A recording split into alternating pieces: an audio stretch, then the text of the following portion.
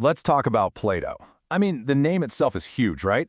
His ideas on reality, on justice, on the human soul, they've literally shaped our world for thousands of years. But for us, the big question is, how do these brilliant ideas stack up against the core truths of Christianity? Well, that's exactly what we're going to dive into. So, how should we as Christian leaders engage with a mind like Plato's? It's a fantastic question. We're going to step into his world for a bit and look at his ideas, which are, let's be honest, brilliant. But we'll also see where they fall short and how they both challenge and really stand in contrast to what we believe as Christians.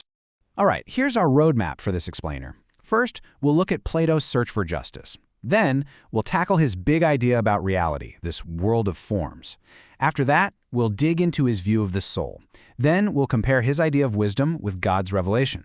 And finally, we'll wrap it all up by asking, so what? What does this mean for our ministry today? Okay, so first things first.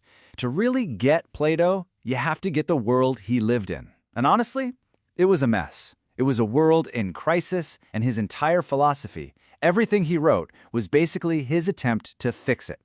So just look at this timeline. Plato's entire life was soaked in political chaos. He was born during a massive, devastating war. He saw democracy fail. He saw tyranny fail. But the real kicker, the thing that broke him, was when the Athenian democracy executed his mentor Socrates. For Plato, that was it. That was the proof that the whole system was rotten to the core. So he didn't just want to tweak things. No, he wanted to tear it all down and rethink society from the absolute ground up. And his solution? Wow, it was radical. He said, let's rebuild society to mirror the human soul. He believed we all have three parts, right? Our basic desires, our ambitions, and our reason. So he imagined a state where society worked the same way. You'd have the workers, driven by their desires, making things. You'd have the guardians, driven by ambition, protecting the city. And who would rule? The philosophers. Why? Because they were the only ones, in his view, driven purely by reason. And so they were the only ones who could actually see what true justice is and make it happen. Now, this whole search for true justice, it led him to his most famous idea, and maybe his most mind-bending one. He basically came to believe that this world, the one we see and touch and hear, it's not the real world. Not really. And he explains this with his brilliant allegory of the cave. Just picture it. We're all like prisoners, chained up, staring at a wall, watching shadows dance across it. And we think those shadows are real. That's our whole reality. But the philosopher, he's the one who gets free, climbs out of the cave, and sees the real objects that are casting the shadows. He sees the truth. And that tragic part at the end where he goes back to tell the others and they want to kill him? Well, that's Plato's heartbreaking nod to what happened to his teacher, Socrates. So, what's the sun in this story? For Plato, the sun is everything. It's the ultimate reality, what he calls the form of the good. And this isn't just another idea, it's the source of all other ideas, the source of all existence and truth. It's the unchanging, perfect standard for everything good and beautiful. And right here, this is where we see a really fascinating parallel, but also a huge difference with Christianity. See, both Plato and Christians believe there's a reality beyond what our eyes can see. But here's the key. For Plato, that ultimate reality is an impersonal idea, the form of the good.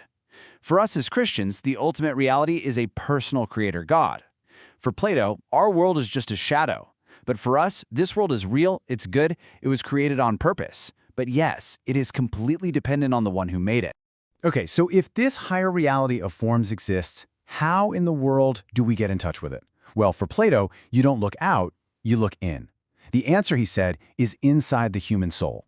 He tried to prove this with something called the doctrine of recollection. In one of his writings, he describes Socrates talking to this uneducated slave boy. And just by asking clever questions, Socrates gets the boy to solve a complicated geometry problem. So Plato's conclusion is, see, no one taught him that. The knowledge was already in his soul. He believed our souls existed before our bodies and saw all the perfect forms. So what we call learning is really just remembering what our souls have forgotten. But let's stop and think about that for a second. Is that really convincing proof that our souls are immortal and existed before we were born?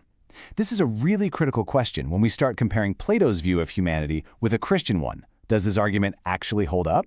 Well, from a Christian standpoint, not really. Theologian Colin Brown even calls the argument patently fallacious. Basically, it's just bad logic. Look, the boy's ability to solve the problem doesn't prove he has some eternal pre-existing soul. All it proves is that he's got a sharp, God-given mind and a really good teacher guiding him with the right questions. That's it. And Plato took this idea of the soul even further, pulling from some mystical religions of his day. He actually taught reincarnation, this idea that our souls keep getting reborn into different bodies, maybe human, maybe even animal, over and over until they're finally purified. And that view of a cyclical, never-ending, self-purifying soul, that is just miles away from the biblical picture, isn't it? The Bible teaches one life, one creation by God, followed by judgment and the hope of resurrection. So let's follow this logic. If all knowledge is already locked away inside our souls, then what does it mean to become wise? How do you do it? And the answer to that question shows us another huge split between Plato's thinking and Christian faith. We're talking about two totally different roads to finding truth. So look at the difference here. For Plato, the path to truth is all about looking inward. You use your own reason to try and remember what your soul already knows. It's about self-salvation through education and being a good person. But the Christian path? It's the complete opposite. Truth doesn't come from inside us, it comes from a God who chooses to reveal himself to us. Salvation isn't something we achieve, it's a gift of grace we receive. One path is all about human effort, the other is all about God's initiative. Okay, so what does all this mean for us? Right here, right now, as we think about ministry in Nigeria. You might think this is just ancient history, but these ideas from 2,400 years ago are still floating around. They pop up in the questions people ask about God, about right and wrong, about what it means to be saved. So let's get practical and break down the key tensions. This table really lays out the big problems, the gaps that even a genius like Plato couldn't solve. When it comes to God, he gives us this fuzzy, impersonal form of the good, or maybe a kind of divine craftsman, not the personal, holy God of the Bible. When it comes to morality, he gets stuck in a classic dilemma. Is something good because God says so, or does God say so because it's already good? But the biggest issue is the human problem. Plato traps us in this vicious circle. You have to be good to know the good, but how can you be good if you don't know what it is? It's an impossible situation. And you know what?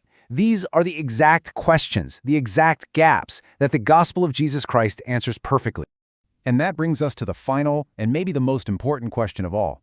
Plato was convinced that knowing the good is the same as doing the good.